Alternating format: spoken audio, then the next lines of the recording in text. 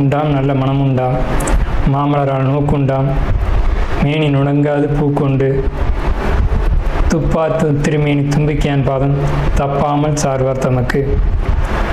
இந்த வீடியோவில் நம்ம பார்க்கக்கூடிய விஷயம் அப்படிங்கிறது மே மாதத்துக்கான பலன்கள். இந்த மே மாதம் அப்படிங்கிறது ஆங்கில மாதம். மே மாதம் அப்படிங்கிறது சித்திரையினுடைய 18ஆம் தேதியிலிருந்து ஜூலை மாதம் ஜூலை மாதம் தொடக்கம் வரைக்கும், அதாவது சித்திரை வைகாசி 17ஆம் தேதி வரைக்கும் இருக்குது. மொத்தம் 30 நாள் இருக்குது இந்த மே மாதம் அப்படிங்கிறது. இந்த 30 நாளுக்குமான பலன்கள் அப்படிங்கிறது என்ன, 12 ராசிக்கும் அப்படிங்கிறத நம்ம பார்க்குறோம். முதல்ல இந்த சித்திரையினுடைய விசேஷங்கள் என்ன அப்படிங்கிறத பார்ப்போம். சித்திரை மாதம் அப்படிங்கிறது சித்ரா பௌர்ணமி அப்படிங்கிறது ரொம்ப தவிர்க்க முடியாத ஒரு விஷயம். சித்ரா பௌர்ணமி அப்படிங்கிறது சித்திரை 17 அன்று வருது. சித்திரை 17 அப்படின்னு எடுத்துக்கிட்டிங்கன்னா சித்திரை 18 வரைக்குமே பௌர்ணமி இருக்கும். சித்திரை 18 தான் மே மாதத்தினுடைய முதல் நாள்.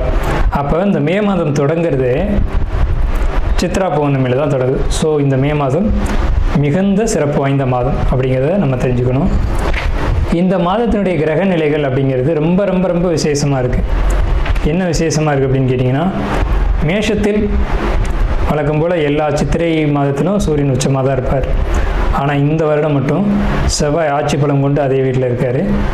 அதே மாதிரி ரிஷபத்தில் புதனும் சுக்கிரனும் 2 நட்பு கிரகங்களும் இணைஞ்சு ஒரு அற்புதமான ஒரு நிலையில், சிம்மத்தில் கேது, அடுத்த நிலையில் பார்த்திங்கன்னா மிதுனத்தில் குரு, அவர் இந்த மாதத்தில் கடகத்தை நோக்கி பயணிப்பார். அதே மாதிரி கும்பத்தில் ராகு, மீனத்தில் சனி. இந்த மாதிரியான விசேஷம் கொண்ட ஒரு கிரக அமைப்புகள் இந்த மே மாதத்தில் அமைஞ்சிருக்குது அப்படிங்கிறது 12 ராசிக்குமே ரொம்ப ரொம்ப ரொம்ப சிறப்பான பலன்களை கொடுக்க இருக்குது. என்ன அப்படின்னு கேட்டிங்கன்னா, 2 சுப கிரகங்கள் அதாவது ஒரு சுப ராசியில், ரிஷபம் அப்படின்றது விசேஷமான ராசி, அங்கே புதனும் சுக்கிரனும் இணைஞ்ச மாதிரி ஒரு மாதம் பிறக்குது அப்படின்னாலே அது விசேஷம்தான். சரி, என்ன மாதிரியான நல்ல பலன்கள் நடக்கும் அப்படிங்கிறத நம்ம பார்ப்போம். இந்த சித்ரா பௌர்ணமியினுடைய விசேஷங்கள் என்ன அப்படின்னு பார்த்தீங்கன்னா, சித்ரா பௌர்ணமி அன்னைக்கு தான் சித்திரகுப்தனுடைய வழிபாடு நடக்கும். சித்திரகுப்தன் அப்படிங்கிறது யாருன்னு கேட்டிங்கன்னா, யமனுடைய பிஏ, அதாவது அசிஸ்டண்ட். இவர் தான் பாவ புண்ணிய கர்மா கணக்குகளை கையில் வச்சக்கூடியவர். ஸோ இவர் வழிபடக்கூடிய நாள் தான் சித்ரா பௌர்ணமி. அது மட்டும் இல்லாது ஒவ்வொரு குடும்பத்திலையும் அந்த குடும்பத்தினுடைய கன்னி தெய்வங்களை வழிபாடு பண்ணக்கூடிய மாதம்தான் சித்ரா பௌர்ணமி. சித்ரா பௌர்ணமி என்று விசேஷமாக அவங்கவுங்க குடும்பத்தில் கன்னி தெய்வங்களை எடுத்து வழிபாடு பண்ணுவாங்க. நம்ம வேணால் கன்னி தெய்வங்களுடைய வழிபாடு எப்படி அப்படிங்கிறத ஒரு தனி வீடியோவை கூட கொடுப்போம். ஸோ கன்னி தெய்வ வழிபாடு அப்படிங்கிறது ரொம்ப விசேஷமானதும் கூட, முக்கியத்துவம் வாய்ந்ததும் கூட. இதில் சித்திரகுப்தனுடைய வழிபாடு ரொம்ப ஒரு அவசியமான விஷயம். அதே மாதிரி திருவண்ணாமலை கிரிவலம், அவரவருடைய குலதெய்வ வழிபாடு. இதில் ரொம்ப குறிப்பிட்டு பேசணும் அப்படின்னா, அன்னதானம் கொடுக்கறது. இந்த சித்திரை மாதத்தினுடைய ஒரு உக்கிரமான காலகட்டத்தில் அன்னதானம் கொடுக்கறத காட்டிலும் நீர்மோர் கொடுக்கறது, தாகத்துக்கு தண்ணீர் கொடுக்கறது, இதெல்லாம் ரொம்ப ரொம்ப விசேஷம். ஸோ அவங்க வயிறு குளிர்றது போல், மனம் குளிர்வது போல் உங்களுக்கு கர்மா தீர்க்கப்படும் அப்படிங்கிறது முக்கியமான விசேஷம். ஸோ இது முக்கியமான விஷயம். அதே மாதிரி இந்த சித்திரை மாதத்தில் கத்திரி வெயில் அப்படிங்கிறது மே மாதம் 4ஆம் தேதி அன்னைக்கு மே 28 வரைக்கும் இருக்கும். இந்த 25 நாட்களும் மக்கள் அதிகப்படியாக யாரும் வெளியில் வராமலும் சில விஷயங்களை தவிர்த்துக்கவும் வேணும். அன்பார்ந்த கன்னிராசி நேயர்களுக்கு மே மாத பலன்கள். மே மாதம் அப்படிங்கிறது கன்னிராசிக்கு என்ன விதத்தில் அமைஞ்சிருக்கு அப்படின்னு பார்த்தீங்க அப்படின்னா, முதல் விஷயம், ஒரு நல்ல பலன்களை சொல்ல காத்துட்ருக்கு. மே மாதத்தில் வருமானம், பொருளாதாரம் மிகுதியான சிறப்பான ஒரு யோகத்தை நிச்சயமாக கொடுக்கும். பொருளாதாரத்துக்கு பஞ்சம் இருக்காது, வருமானத்துக்கு குறைவு இருக்காது. அதே நேரத்தில் கவலைகள் சூழக்கூடிய ஒரு மாதமாக இருக்குது. கவலைகள் அப்படிங்கிறது என்ன விஷயத்தில் அப்படின்னு கேட்டிங்கன்னா, குழந்தை சம்மந்தப்பட்ட விஷயங்கள், ஜாப் சம்மந்தமான விஷயம், திருமணம் சம்மந்தமான விஷயம், இது 3ம் பாதி ஒரு கவலையை கொடுத்துரும். ஆனால் இது 3 சம்மந்தமாகவும் நீங்கள் கவலைப்பட வேண்டிய அவசியம் இல்லை.